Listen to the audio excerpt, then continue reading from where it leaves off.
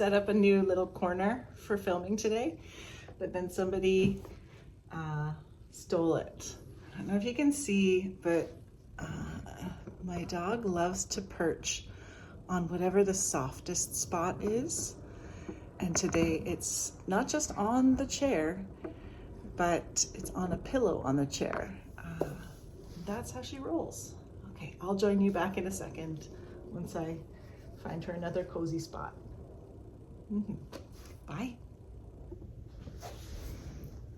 Hello. So today I'm gonna give you a warning. I'm gonna be a little scattered and all over the place.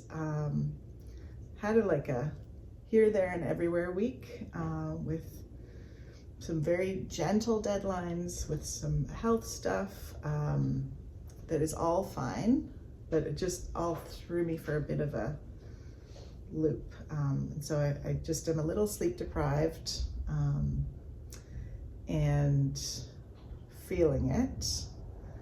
So that's partly why I wanted to choose a cozy spot in our place and where I could sit and knit. I really don't sit and knit ever at the dining table, which is where I usually film. I love that green wall that's over there, but yeah, the chairs and the table, it's not as comfortable. So, and in the interest of being transparent and authentic, I did move this chair slightly so that you didn't see some mess and some technology that just doesn't give the cozy vibe. But not very much. So welcome back. Ooh, just a stomach grumble there. I don't think that you would have heard it, but I have gone away from my my microphone for now. Last week I had a heck of a time editing the video because the sound was really quiet, even if I bumped it up. And yeah, I think that microphone just needs to be really like at my mouth to work. It does a great job of filtering out other noises, but I don't want a microphone in my face or to hold it, because I want my hands free to show you things or to knit like I'm doing today. So yeah, I'm only wearing one knitted item today. I'm running a little hot today, even though it's a bit chilly outside. We actually had some snowflakes, and it's the 2nd of May today.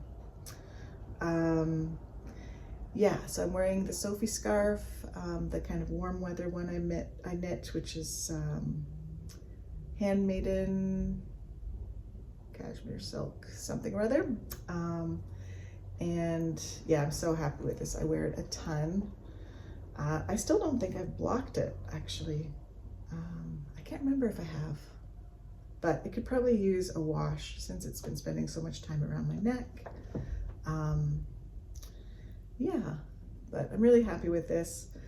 And what am I knitting? I am knitting the socks I said I was going to start knitting last week to celebrate being done with toe up 2 at a time socks. So yeah, this is Amble by the Fiber Company, which is 70% superwash merino, 20% alpaca, and 10% recycled nylon. And if you take a look at the fabric, yeah, it's just gorgeous. It's a little bit, it's got a kind of hand-dyed vibe. I don't think it is, but it's, the color varies a little bit, and it does have a bit of a halo, like as if I was using a strand of mohair, silk mohair with it. And it has a sheen. It's absolutely gorgeous. I'm knitting it right now on 2.5 millimeter needles, and they're the Addi Flexi Flips. I think they have another name also. But I really love these needles. I think that this yarn would maybe be better at a 2.25 for me, for the way I knit. I'm usually like not too tight, not too loose, on gauge for many patterns, which, as an aside, has led to some complacency in not doing gauge swatches. So that is a intention of mine for this year, and maybe like this channel can keep me accountable a bit to do more gauge swatching. Yeah, so I'm really loving knitting on these. It's been my portable project. So yeah, I leveled up as a knitter this week, and have started knitting while I'm walking. So the other day I was walking home from the subway on my way home from work, and I had my package of yarn in my backpack and my yarn, like my knitting, in my hands. And I know this is something that a lot of people do, especially like through history, but I had never really done it, aside from I think a few weeks ago when I was on a tour of the museum, the Royal Ontario Museum, which was great. Yeah, so I tried it then and I thought, oh yeah, I could do this. And I want to walk more. And I think sometimes, you know, if I'm knitting walking the same path over and over again, I get a little bit bored. So yes, I would like to walk more like in true nature rather than just around my neighborhood in the city. But if I'm bored, you know, just getting in my steps close to home, my knitting. And yeah, I noticed a lot, like there were a lot of cars passing by and people like, what? Looking at me curiously, but I just didn't worry about it. Maybe they'll get an idea or they'll be inspired. Yes, so yeah, I've been knitting this on the go in various ways, on the subway, while walking, while in a meeting, online, or in person. And yeah, so I think I'm almost done the leg. I should give it a count. I usually do, so I do the Susan B. Anderson How I Knit My Socks pattern, which is mostly in my mind now. Every once in a while I just have to check to see when it gets to turning the heel, you know, what are the numbers for turning the heel.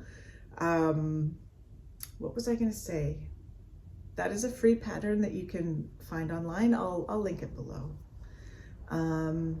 Yeah, so I usually do 50 rows of plain knitting, and for the leg, and then I get into the heel flap, and then turn the heel, and the gusset. Oh, I'm just like so happy to be back to my regular pattern. Yeah, I did a tubular cast on. It's stretchy enough for me. And then I was practicing with the combined 1x1 rib. But I finished it before I got a comment from a kind person in last week's video. Sorry, I'm blanking on your handle. But you know who you are. So the tip to switch the yarn to the front before you insert your needle, which seems really obvious, but I don't think I was doing it. So thanks for catching that in my video. Yeah, so I didn't get to use that method when I was doing this sock. So yeah, I have to start something else in rib so that I could get some practice with that.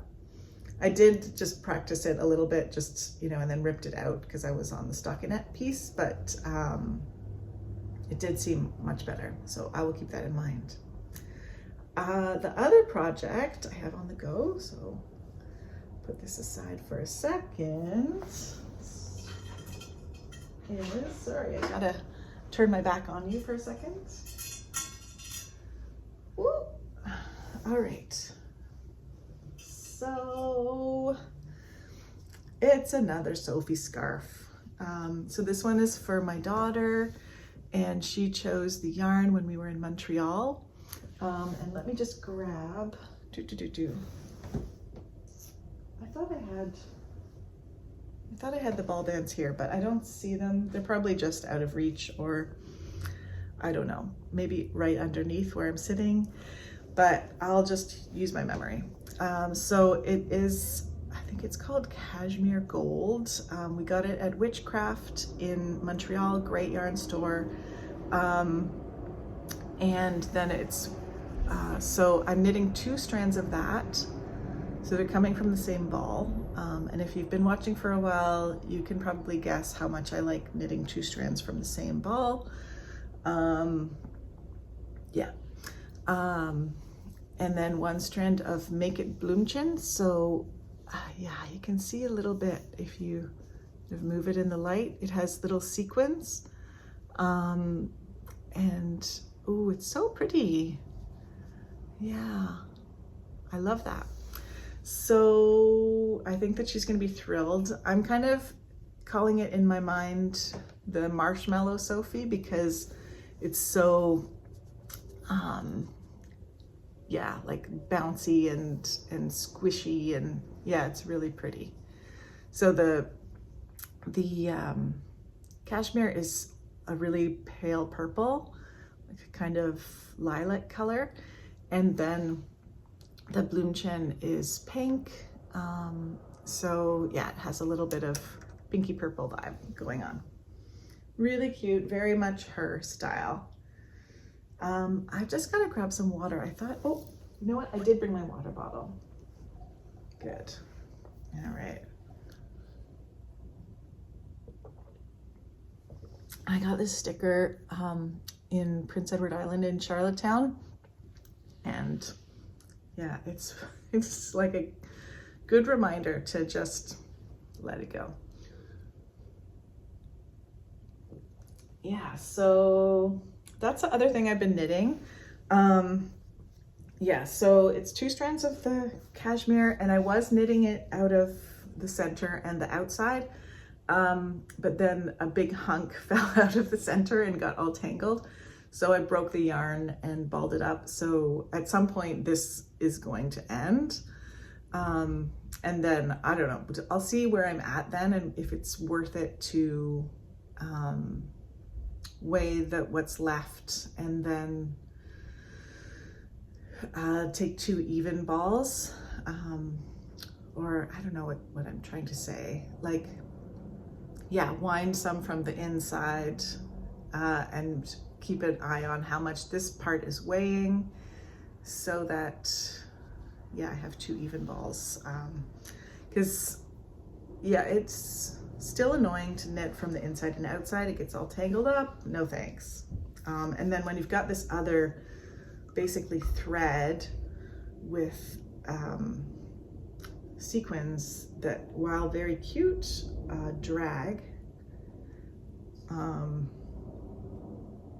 yeah, then it's just a tangle waiting to happen. Yeah, so yeah, this is fun. I'm knitting it on, these I think are also Addies. They're really short, 4 millimeters. What is it, does it say?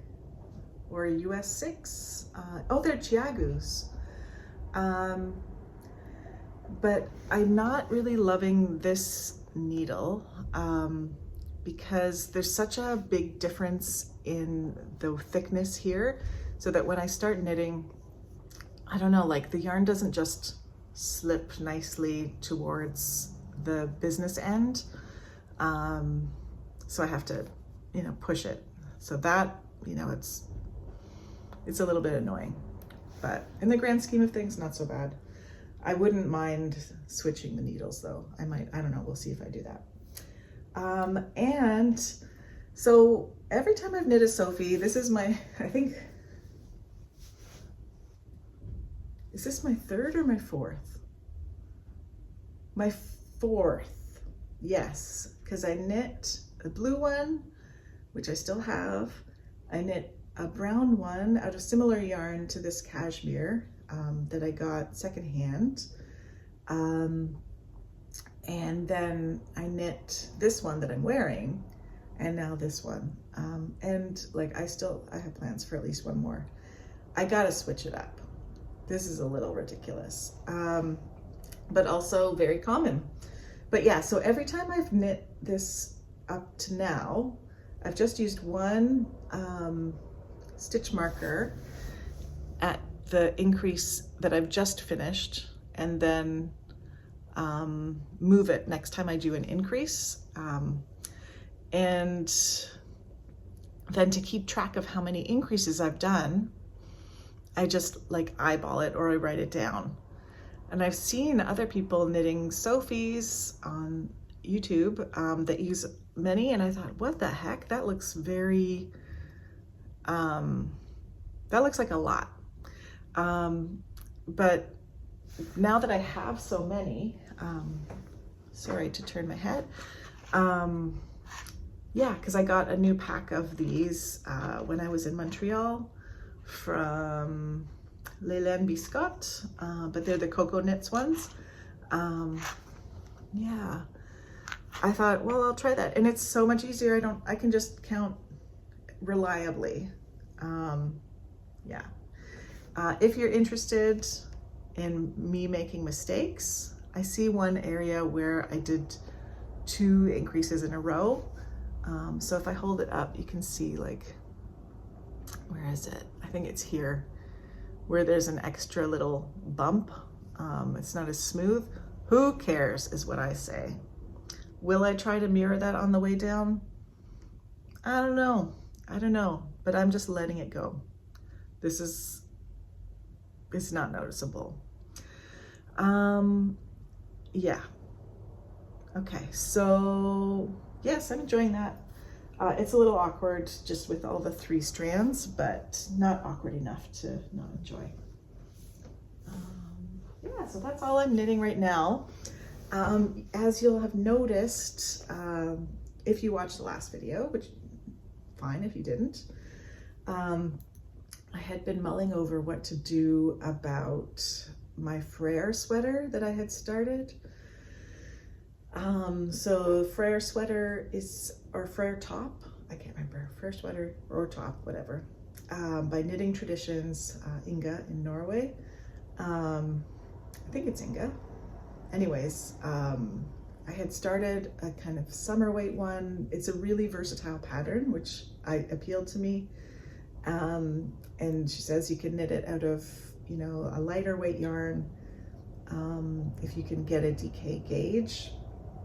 I did do a gauge swatch, or I started one, and just kind of, I did not like the fabric, and so went down a needle size. So I don't think we can say I actually did a gauge swatch. I started one, didn't like it, and then I basically just started the sweater with the needle size that gave the fabric I liked. So I knit to a certain point, like up to where, so it's top down, and I knit to where the armholes would start. Wasn't sure about if the gauge would be right, if it would fit. It was fine. And I think, like, I didn't bother blocking it at like an intermediary stage to see what the gauge truly was. I think it was close, but the fabric was a bit too open for my liking. If it's a summer garment, I don't want to have to wear a camisole or something underneath it. And I'm to be able to wear it to work, like I wouldn't be comfortable just wearing a bra underneath it. It was a bit too transparent with the gauge and the fabric that I was working with. No complaint about the pattern, it's just personal. I think the other thing that was going on was, like, I hadn't taken my measurements in a little while. So yeah, it would have not had much positive ease. Anyway, so I have done that now, and yeah, so next time I start a sweater, I will do a gauge swatch. I will do the proper size for the ease that I want, and it's, yeah, amazing that I've had the success I have had with my bad habits of not gauge swatching. Anyways, I think I got complacent because my gauge was so, like when I used to knit a lot of Rowan patterns or other commercial patterns, my gauge was pretty much always spot on. So then I just was like, okay, I can trust. But now there's so many different things that can affect it. Like if you're knitting in the round versus knitting back and forth. Or knitting color work or stitch patterns. And I want to knit interesting things. So I'll have to do that work. It is not fun for me, but I will do it. And then I can have really, you know, satisfying projects like socks, which I'm not going to bother gauge swatching for them. Yeah, at the same time. And Sophie's scarf, not going to gauge swatch for that ever. It's just bigger or smaller. Who cares? Yeah. The other thing I wanted to talk about this week was, sorry, I'm gonna have another glass or drink of water.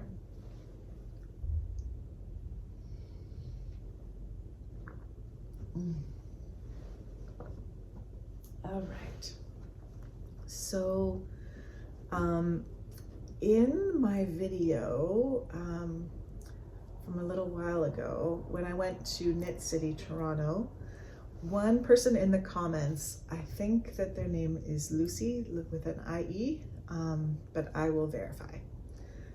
They mentioned that they went to a booth where they met, let me look, the author of The True Cost of Wool, Anna Hunter. So here it is on my Kobo. Yeah. And sorry, I think I have to get a lozenge. I'll be right back. Okay, I'm back. Sorry, I got some gum. I hope that it's not distracting sound-wise. What's going on here?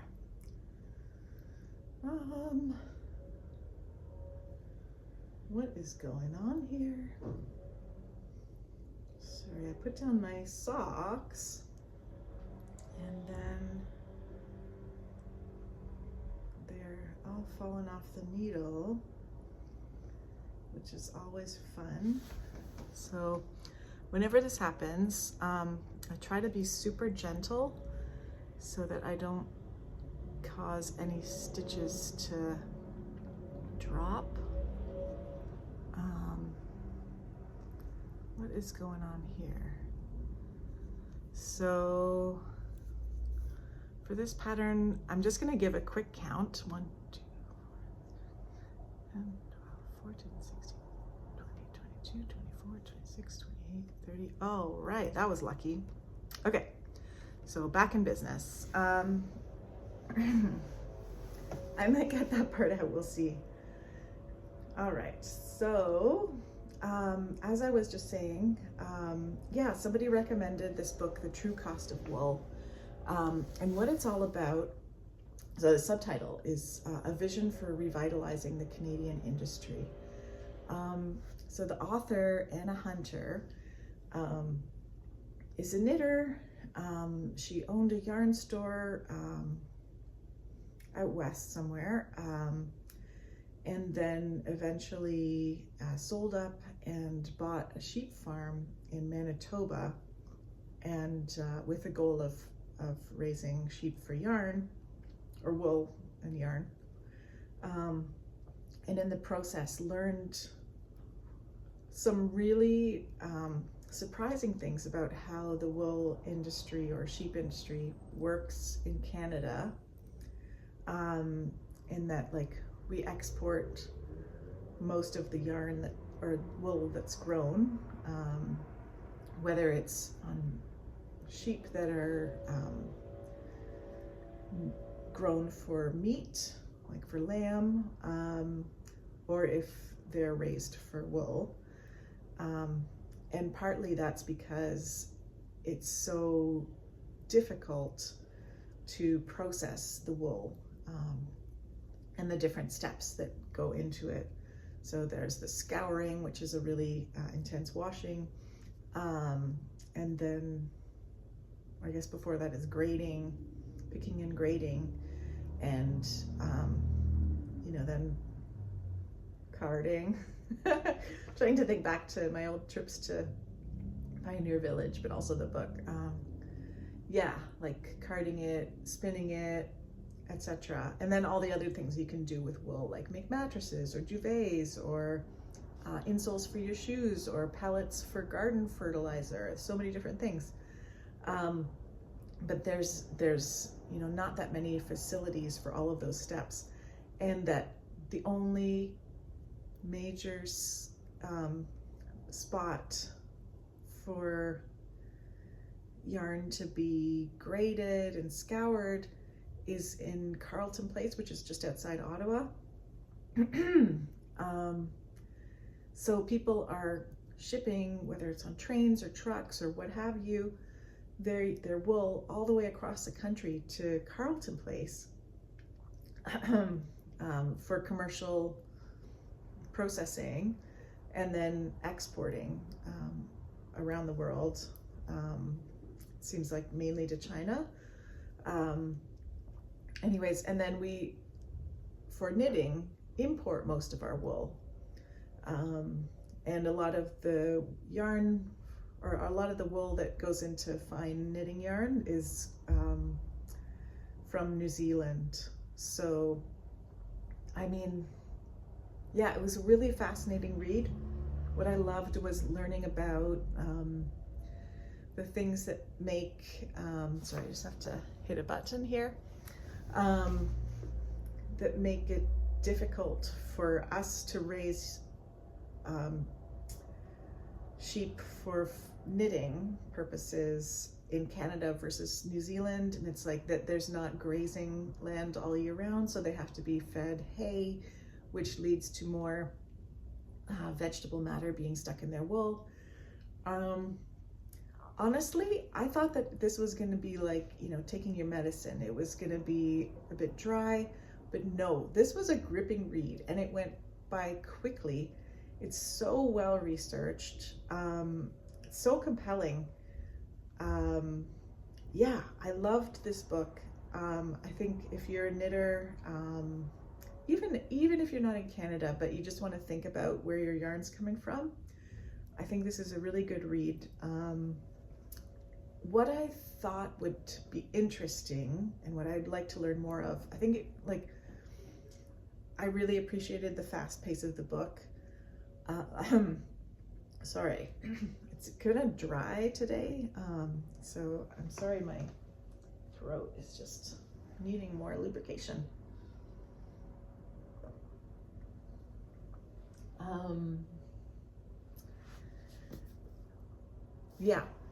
And it was very on topic, Canada focused. I'm gonna have to wrap up in about 5 minutes. But what I would like to learn about is countries where they have a successful wool industry in a cold climate like ours. How do they make it work? And I kind of have an idea. So if you think about countries like Norway or Iceland, where it seems to me they have they produce a lot of yarn. How much of it is grown in country?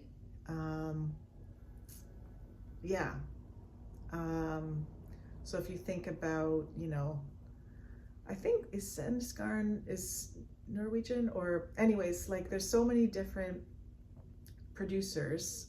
Some of them are, I'm sure, using yarn from the country or at least the region, and they deal with the vegetable matter issues, but maybe they have a longer history of valuing that yarn. Like there were things that happened in the history of the global economy and Canada specifically that led to there not being as many facilities for processing, trade agreements, etc. So but if we think about the environment and the costs of transporting yarns and wanting to support local businesses, I would love to see a thriving, farm to fiber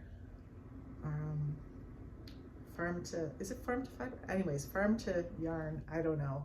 I'll look up the phrase. Farm to needles, I don't know. I know I've heard a phrase that's very catchy, but yeah, I would love to see that in Canada and do what I can to support. I know I still want to knit with some really soft yarns, so I'll do some exploring. Yeah, and then there's some things like I have a project in mind that I want to knit with a specific yarn that's made in the UK, like Jameson and Smith or Jameson with Shetland with the really tweedy yarn.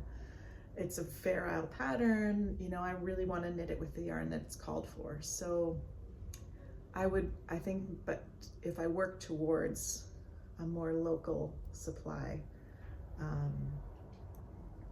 then, you know, any progress is worthwhile. Anyways, one last thing. I have 2 minutes on my timer. Yeah, I did rip out my Frere sweater. I think I might have started talking about that and then just dropped off when I went to get something for my throat. Anyways, I have a couple of patterns in mind. One, I'll put them up on the screen because I'm probably not going to remember, but one is by, I can never remember her name, the Danish designer who did the Rollica scarf, has a pattern she's knit up a sample, and I think it's being graded. I'm not sure if it's out for testing yet. I did send an email to see like, oh, could I test it in my size? I think I would hold the yarn double for that, because I think it's in a DK weight, where it's like a tank, really simple tank, but then with a kind of braid detail on the shoulder. Looks really beautiful. And then another idea is Sari Nordland's Roman Holiday, or one of the many lacy t-shirt options, but I think the Roman Holiday would be nice. I did have another Sari Nordland pattern in mind for other yarn that I have that's cotton that I got in Montreal. So I'm of 2 minds. Do I want to make it the summer of Sari and go full Sari Nordland with 2 projects this summer? I like that idea because, I don't know, her pattern was so soothing and compelling to knit last summer. And I'll put either I'll put a picture in of the pattern that I knit last summer, because I'm blanking on the name right now. Or should I do the other one so that I'm not, you know, over sarrying. Anyways, that's all the time I have for today. Thank you for joining me again. Yeah, I hit a small milestone this week of 200 subscribers, so welcome everybody. I'm so happy to have you here. Please consider liking and subscribing if you haven't already. And otherwise, I'll see you with another video next week. Bye for now.